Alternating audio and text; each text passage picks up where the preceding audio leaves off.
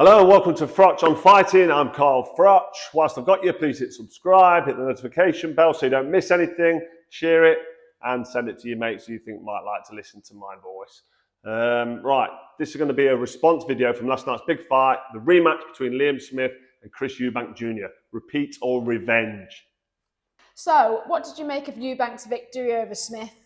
And your prediction was wrong. Yes, my prediction was. Thanks for pointing that out. Appreciate that. Listen, my prediction was wrong, and listen, it is what it is. Last night on my social media, on my story, I said, "May the best man win," because that's what I want from boxing. I want both fighters to give their best, and the best man win. I thought that because the way the first fight went, I just thought that Eubanks, like many people, I thought his punch resistance was gone. I thought that down at 160 pound, the middleweight limit, not super welterweight, get that one right. Super welterweight's the weight that Liam Smith, 154 pound, has campaigned most of his career. So anyway, this fight's at 160 pound, middleweight, the rematch, and I thought that Eubank Jr., after the first fight, was struggling at the weight because he got clipped on the chin and Liam Smith beat him up and got him out of there. So I thought the rematch was going to be pretty similar, but actually it's transpired that Liam Smith was dead at the weight, and he looked dead at the weight, but we'll go into that in a minute. First of all, I just want to say, what a performance from Chris Eubank Jr. Amazing display of heart to start with. The mindset, heart and courage to go into a rematch. When you've lost the first fight, I lost to Mikel Kester. My rematch came a couple of years later. You go into that fight thinking to yourself, I got done in the first fight. I'm in against someone who's tough, who's fit and strong. This could go the same way. So there'd have been demons that he had to get. So it plays with your mind then? Exactly, yeah. Demons in his head telling him, is this going to go well? So fair play to Eubank for getting that right, holding his mind together, turning up and putting on a really, really good spectacle. Great performance under all the pressure that it was on. And he did tell us all week, he said, it's going to be different. I'm going to win this fight. And my friend was out with him in Vegas, actually, because he was out there training. Someone reported back to me and said, do not bet against me. There's no way I can lose this fight. And even with that feedback, I didn't see what he was going to do different, how that was going to work. But he boxed behind his jab early doors. He used combination punches, which he usually does. He kind of turned up in this fight like I expected him to turn up in the first fight. When I predicted that Eubank would do the business early in the first fight, early on, I just thought, because I've sparred with him, I did actually say as well in my preview. You did, yeah. That if Eubank turns up, the same guy that beat George Groves and lost to George Groves, but over 12 rounds, the same guy that sparred me nearly 100 rounds, I've sparred Eubank, and he took big shots, big body shots, big head shots, and just keeps walking forward. If that Chris Eubank turns up, I think he beats Liam Smith every time.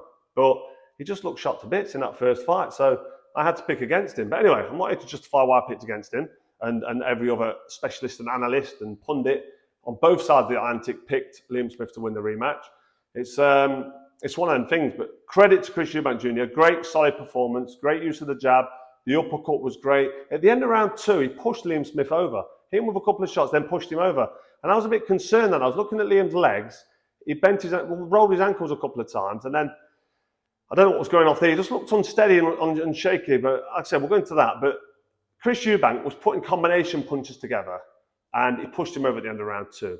And then it was tight and close and a lot of holding and grappling and a bit messy and a bit ugly to watch early part of the fight. But in round 4, Eubank measured Smith, hit him with a sweet uppercut, straight on the chin. Liam Smith flat on his knees, just like you could see he was hurt. He went over, he stood up, he smiled, went to his neutral corner and took his count, and it didn't really recover from that. I don't think he got in the ring in good shape, but that uppercut was like the writing was on the wall then. Round 5, Chris Eubank Jr. went for the finish, blew a gasket, kind of emptied his tank, threw loads of shots missed. So Liam Smith showed his experience. He was moving, ducking and weaving, grabbing hold. I feel like there was not much coming back from Smith though, at all. Yeah, but it was under pressure, Smith was. And when you're under pressure, you've got to punch back or the referee will stop the fight. Right. Through the whole fight, not much was coming back from Smith. I'll talk about Smith in a minute, but Chris Eubank went for the finish and he emptied his tank. So that happened in round 5 after not that in round 4. So round 6, 7, 8 and 9 were a bit slow, but that got Eubank back boxing nicely because he was breathing heavy, because he was a bit tired from round 5. He got behind his jab, he was putting combination punches together, he was timing the right hand, he was looking for that uppercut. nothing, as you pointed out, Rachel, was coming back from Liam Smith, because Liam Smith was just out on his feet from that. I think from the first round, he didn't look right, but from the knockdown, I just didn't think he recovered. Knockdown in round 4, that wiped him out, and that just made me think this fight, it's a matter of time before Liam Smith goes. Eubank must have thought to himself, I'm going to go for the finish now, I'm going to put some shots together. He put the pressure on, turned that screw, and just put it on Liam Smith, opened up a bad cut above Liam Smith's right eye, and then just overwhelmed him, put him over, knocked him down with some great shots, good combination shots. A few were missing, but a couple of good clean shots went through. And then when he got off the ground, after the referee brought him up after a little count, Eubank went at him again. He was missing a bit, smothering his work, but he was overwhelming Liam Smith and catching him with the odd shot. But the referee thought to himself, this fight's only going one way, and there was only one thing to do, and it was a great intervention by the referee. And Chris Eubank Jr. forced the stoppage in round 10. Amazing performance, brilliant performance from Chris Eubank Jr. All the credit in the world. It was just brilliant, superb, and it was really. I didn't think he was arrogant or horrible. He pulled a few Eubank face at the end. He give it that one, but there was a lot of pressure on him, and he's gone in there. He's done the business in Manchester. The crowd was not on his side. He was under that massive pressure, and he performed. So fair play to Chris Eubank Jr. So why was Chris Eubank Jr. so good this time? Was it the preparation? Was it the weight? What do you think? He's got a new trainer, Brian McIntyre. Bomac? Call him Bomac, yeah, he's on your research. He's out in Vegas with him. He trains one of the best fighters in the world, best pound fighters in the world, Terence Crawford. Maybe he's just done a great job with him, but I just think, as well as having Brian McIntyre in his corner, he's done the weight correct. He's had a bit more time to get his head around the weight. He's not tried to get down to 157. He's been around that 160 mark, the middleweight limit, for a while. And his body looked good, didn't it? His body did look good. He looked ripped, strong, ripped, chiseled. He looked good from round 1. He looked good on the scales. His face didn't look drawn. So he just looked like he got his game plan together. He was confident with his new trainer, and he just put on a solid performance. Not to take anything away from Chris Eubank Jr.'s performance, but why did he perform so well? He was able to look really good and able to do what he wanted, because Liam Smith was so bad as well. There is that as well. He still had to get in there and do the job, but Liam Smith was awful. It was like he turned up and he looked dead on his feet from round 1. His legs looked like they was doing little dips. He kept messing around with his ankles. I think he was happy with his boots. But apparently the canvas was soft, but it was the same for both of them. But it just looked unsteady on his feet. But it transpired in the post-fight press conference, which I had a look at, that he took 3 stone in weight off, 42 pounds since the back injury. So since he got injured and pulled out the first fight for the rematch, the first scheduled rematch date, he pulled out of that, he put 3 stone on. Now, when you're fighting at 160 pound middleweight, I don't see how you're going up to 14 stone. I don't know if that's right. I mean, 3 stones. I never used to go 3 stone heavy. I was quite unique in terms of I stayed around the fight weight. I used to put a stone on. I used to go up to 13 stone and fight at 12 stone. So for somebody in the middleweight division, 11 stone limit, to go up to 14 stone and take that off, that would have took a massive toll on his body. 14 stone, that's you. Well, I'm 14 stone studying now, and I'm an absolute unit. Look at me. And I'm 6 foot as well. So that's another flex. No. But I just think taking the weight off, half killed him. He was dead at the weight, and that was evident from round 1. And then when he got dropped in round 4, that was almost the end of it. He did well to stay in there, hang in there. It's a shame, really, because the fans turn up, pay the money, you buy it on pay-per-view, and in boxing, somebody can turn up and not be in proper shape. People can not be, and you're never going to know until after the fight when they tell you, I took 3 stone off. It's like, well, why did you fight? Well, you took the fight to get paid. But I almost feel a little bit robbed by it, but you could say the same against David Haye when he fought Tony Bellew with his Achilles tendon problem. And you can go through lots of different fighters' careers and say, hang on a minute, when you turned up for that fight, you crashed the weight, it wasn't yourself. Do you think now, as a fighter, you go into that fight going, no, I'm okay, forget that injury, I never would. He probably did go into that fight thinking I'm going to struggle here, and he probably was nervous from the start, which is terrible, really. He'd have been thinking to himself, be like doing the Green Mile, walking to the ring, knowing that as soon as you get clipped on the chin, you haven't got the leg resistance or the punch resistance or the legs to hold the shot. But yeah, he took 3 stone off, and Chris Eubank Jr. was probably at his best, probably the best I've ever seen him against a really, really bad version of Liam Smith. So I can't take any credit away from Chris Eubank Jr. because he performed really well. But unfortunately for Smith, that could be the end of the road for him.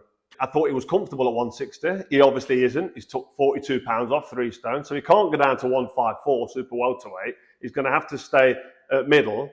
At the most, he can't go up to super middle. He's not big enough.